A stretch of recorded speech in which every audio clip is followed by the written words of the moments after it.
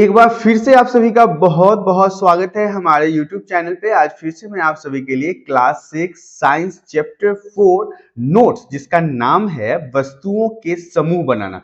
Class 6 के science अर्थात विज्ञान के चैप्टर 4 का नाम क्या है? वस्तुओं के समूह बनाना। तो आज मैं आप सभी को इस चैप्टर से जुड़े बहुत ही महत्वपूर्ण पॉइंट्सों को बताने वाला हूं। तो आइए शुरुआत करते हैं। सबसे पहले महत्वपूर्ण पॉइंट, सबसे पहला महत्वपूर्ण पॉइंट हमारा है पदार्थ किसे कहते हैं। बहुत ही इंपॉर्टेंट है, आप इसे वेरी वेरी इंपॉर्टेंट कह सकते हैं अपने क्लास के लिए, क्योंकि एग्जाम में अक्सर पूछा जाता है पदार्थ के बारे में। तो आइए जानते हैं पदार्थ क्या होता है। देखिए, हर वस्तु एक या अनेक पदार्थों से मिलकर बना होता है, अलग अलग चीजों से मिलकर बना होता है। एक वस्तु कई प्रकार के पदार्थों से बन सकती है। कोई वस्तु प्राकृतिक भी हो सकती है, संश्लेषित भी हो सकती है। पदार्थ में द्रव्यमान होता है और यह स्थान घेरता है। अब इन मुद्दों को समझिए क्या होता है।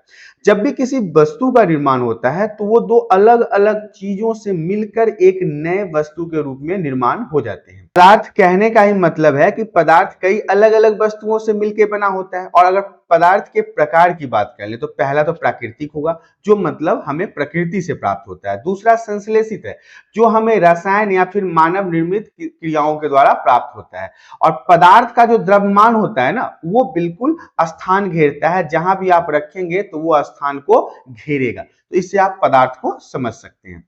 अगला हमारा पॉइंट कहता है ठोस किसे कहते हैं। ठोस मतलब हार्डनेस, हार्ड क्या होता है। तो आइए जानते हैं ठोस किसे कहते हैं, सॉलिड किसे कहते हैं। जिस पदार्थ का आकार और आयतन निश्चित होता है, मतलब कोई एक ऐसा पदार्थ जिसका आकार भी निश्चित हो और आयतन भी निश्चित हो। कोई अलग अलग शेप के पदार्थ आपको देखने को मिल सकते हैं। तो जिस भी पदार्थ के आयतन और आकार दोनों निश्चित होता है, उसे क्या कहा जाता है? उसे ठोस कहा जाता है। उदाहरण के लिए पत्थर की बात कर ले तो पत्थर भी ठोस का एक अच्छा उदाहरण माना जाएगा। लकड़ी है, प्लास्टिक है, नमक है, स्टील है, बर्फ है, कांच है, इत्यादि। तो यहाँ पे आप समझ गए होंगे कि ठोस किसे कहते हैं। ठोस आकार और आयतन में निश्चित होते हैं। और उदाहरण के लिए आप पत्थर, लकड़ी, प्लास्टिक, स्टील, बर्फ, लोहा कुछ भी कह सकते हैं। तो ये हमारे ठोस के प्रकार थे। अब हम आपको बताते हैं कि द्रव किसे कहते हैं, लिक्विड किसे कहते हैं। तो आइए द्रव के बारे में जानते हैं। जिस पदार्थ का आयतन निश्चित होता है, आयतन तो इसका निश्चित होता है लेकिन आकार इसका बदल जा सकता है, मतलब अनिश्चित होता है। इसका आकार जो है वो अनिश्चित होता है। ये बर्तन के हिसाब से अपना आकार को बदल लेता है। उसे क्या कहते हैं? उसे हम द्रव्य कहते हैं। द्रव का आकार बर्तन के आकार का होगा। जिस बर्तन में आप पानी को रख दोगे ना, उसी आकार का वो अपना ढल जाएगा। उदाहरण के लिए पानी हो गया, तेल हो गया, दूध हो गया, इत्यादि। तो इस तरह से आपने द्रव्य के बारे में भी समझ लिया। अगला पॉइंट हमारा कहता है कि गैस क्या होता है। गैस मतलब आप समझ रहे हैं कि गैस, ठोस, द्रव और गैस, तो ये सारी चीजें जो हैं ये बहुत महत्वपूर्ण है। तो आइए अब हम आपको गैस के बारे में समझाते हैं। जिस पदार्थ का आयतन और आकार दोनों अनिश्चित होते हैं। अब समझ लीजिए, इसका आयतन भी अनिश्चित और इसका आकार भी अनिश्चित, मतलब दोनों में निश्चित इसका कुछ भी नहीं है। उसे क्या कहते हैं? उसे हम गैस कहते हैं। उदाहरण के लिए आप यहाँ पे देख लीजिए, ऑक्सीजन हो गया, नाइट्रोजन हो गया, कार्बन डाइऑक्साइड हो गया, कार्बन मोनोऑक्साइड हो गया। बहुत तरह की गैसें आपको यहाँ पे देखने को मिल सकती है। और जितनी भी प्रकार की गैस हैं उनका नेचर ही क्या है कि उनका आकार अनिश्चित होता है और आयतन भी अनिश्चित होता है। अगला पॉइंट हमारा कहता है दिखावट के आधार पर पदार्थों के प्रकार। दिखने के आधार पर, जैसा आप उसे देख पाते हैं उसके आधार पर पदार्थों को कितने प्रकार में बांटा गया है। तो दिखावट के आधार पर पदार्थों को जो बांटा गया है उसके बारे में जान लेते हैं। अलग अलग पदार्थ दिखने में अलग अलग लगते हैं। अब सभी पदार्थों की अगर बात कर ले तो सभी पदार्थ तो देखने में एक जैसे नहीं लगते हैं, सभी पदार्थ अलग अलग लगते हैं। अब कुर्सी अलग होता है, टेबल अलग होता है, इंसान अलग होता है, पेड़ अलग होते हैं, पौधे, गाड़ी, बंगला, घोड़ा इत्यादि जितने भी हैं ये सभी क्या है? अलग अलग तरह से दिखते हैं। किसी भी पदार्थ की दिखावट मतलब देखने के ऊपर उसका क्या देखा जाता है? रंग, कठोरता, गठन, चमक आदि पर निर्भर करता है। अगर दिखावट के आधार पर पदार्थों का वर्गीकरण किया जाए तो किस चीज पे होगा? रंग, कठोरता, गठन, चमक इत्यादि पर। दिखावट के आधार पर पदार्थों को कितने भागों में बांटा गया वो मैं आपको अभी आगे की स्लाइड में बताऊंगा कि निम्नलिखित भागों में बांटा गया है। वो कौन कौन से भाग हैं? तो पहला तो जो है वो कहता है कठोर या कोमल। पहला भाग जो दिखावट के आधार पर बांटा गया है वो क्या है, या तो वो हार्ड होगा, सॉलिड होगा, या फिर कोमल होगा, मुलायम होगा। तो देखिए कुछ पदार्थ कठोर होते हैं, मतलब हार्ड होते हैं, बहुत ही ठोस टाइप के होते हैं, कठोर होते हैं, या कुछ मुलायम होते हैं, सॉफ्ट होते हैं, बिल्कुल सॉफ्ट होते हैं। तो यहाँ पे कुछ पदार्थ या तो हार्ड होंगे, हार्ड मतलब कहने का है कि देखिए दुनिया का सबसे हार्ड क्या होता है, हीरा होता है। हीरा जो होता है वो दुनिया का सबसे कठोर पदार्थों में आता है। और सॉफ्ट में यहाँ देखिए रुई को लिया हुआ है, रुई तो आप सभी को पता है बहुत सॉफ्ट होता है। तो कुछ पदार्थ यहाँ पे ठोस होते हैं और कुछ पदार्थ यहाँ पे मुलायम होते हैं। अब हम आपको बताते हैं कि कठोर क्या होता है, हार्ड सॉलिड क्या होता है।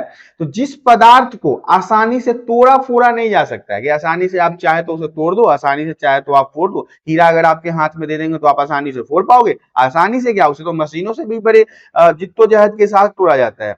तो जिस पर आसानी से खरोंच नहीं लग सकती है, जिसे आसानी से नहीं तोड़ा जा सकता, उसे क्या कहते हैं? उसे कठोर पदार्थ कहते हैं। उदाहरण के लिए हीरा है, पत्थर है, लकड़ी है, इस्पात है।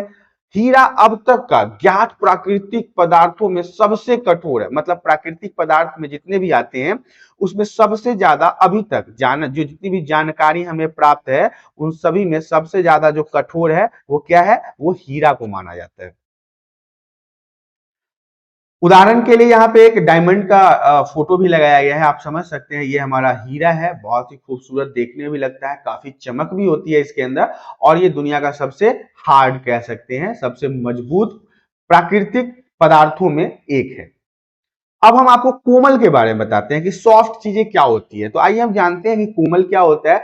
जिस पदार्थ को आसानी से तोड़ा फोड़ा जा सकता हो, जिसे बहुत ही आसानी से हम तोड़ सकते हैं, फोड़ सकते हैं, और जिस पर आसानी से खरोंच भी लग सकता है, इसको पकड़ के कुरेद देंगे, तोड़ देंगे, काट देंगे, उसे क्या कहते हैं? कोमल पदार्थ कहते हैं। क्या कहते हैं? कोमल पदार्थ। जैसे चौक, ब्लैक बोर्ड पे लिखा जाने वाला चौक, रुई हो गया, रबर हो गया, ये सभी चीजें क्या है? ये सभी चीजें सॉफ्ट पदार्थ में आता है, मतलब मुलायम होता है। तो मुलायम का मतलब भी आप समझ गए होंगे। यहाँ पे फिर से रुई का ही दिखाया गया है। रुई आपको पता है बहुत ही मुलायम होता है, बहुत ही सॉफ्ट होता है। अगला पॉइंट हमारा कहता है धुतिमय क्या होता है। देखिए धुतिमय भी बहुत ही महत्वपूर्ण है। वो वस्तुएं जो चमकती है, जिनके अंदर साइन होता है, जो लाइटिंग करती हैं, जैसे कि एल्युमिनियम हो गया, लोहा हो गया, और भी बहुत सारी ऐसी वस्तुएं हैं जिनके अंदर चमक होती है। तो जितनी भी वस्तुएं आपको चमकदार दिखेंगे आप उन्हें क्या कहेंगे? धुतिमय अर्थात चमकदार के नाम से जानेंगे। यहाँ भी हीरे का एक एग्जाम्पल दिया हुआ है, क्योंकि हीरा बहुत ही चमकीला होता है। यही इसकी खासियत है कि ये बहुत ही चमकीला होता है, इसलिए इसका उपयोग आभूषणों में भी किया जाता है। तो ऐसे सभी पदार्थों को हम क्या कहेंगे? धुतिमय के नाम से जानेंगे।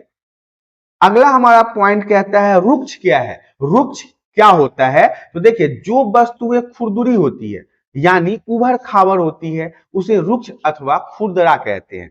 और यहाँ पे एक उदाहरण सड़कों के ऊपर खुरदुरे को लेके दिया गया है कि कहीं कहीं आपको गड्ढा दिख रहा होगा, सड़क खुरदुरा होगा, तो ये सभी क्या कहलाते हैं? ये सभी रुक्ष कहलाते हैं। तो खुरदुरे या फिर उभर खाबर जितनी भी पदार्थ है आपको देखने को मिलेगा। हालांकि ये तो रोड है, लेकिन मैं यहाँ पे आपको पदार्थ के बारे में बताऊंगा कि पदार्थ जो होती है जो खुरदुरा होता है उसको हम रुक्ष के नाम से जानते हैं।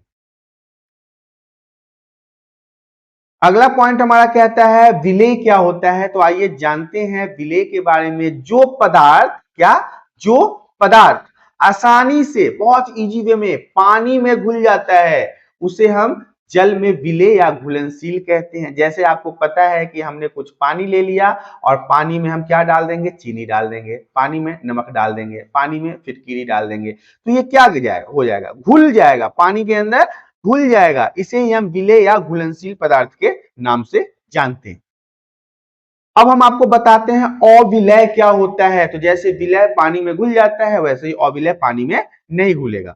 जो पदार्थ पानी में नहीं घुल पाते हैं उन्हें जल में अविलेय या अघुलनशील कहते हैं। जो पानी के अंदर नहीं घुल पाते हैं उन्हें हम अविलेय या अघुलनशील पदार्थ कहते हैं। जैसे पानी के अंदर अगर आप रेत को डाल दीजिए तो पेंदी में जाके बैठ जाएगा ऐसे, मिट्टी को डाल दीजिए वो भी पेंदी में जाकर ऐसे बैठ जाएगा, चौक को डाल दीजिए ऐसे ही पेंदी में बैठ जाएगा, चावल को डाल दीजिए पेंदी में बैठ जाएगा। तो ये सभी क्या है? ये सभी जो है वो अघुलनशील पदार्थों में आते हैं, मतलब ये पानी में नहीं घुल सकते हैं। अब हम जानते हैं कि पारदर्शी क्या होता है। पारदर्शी क्या होता है?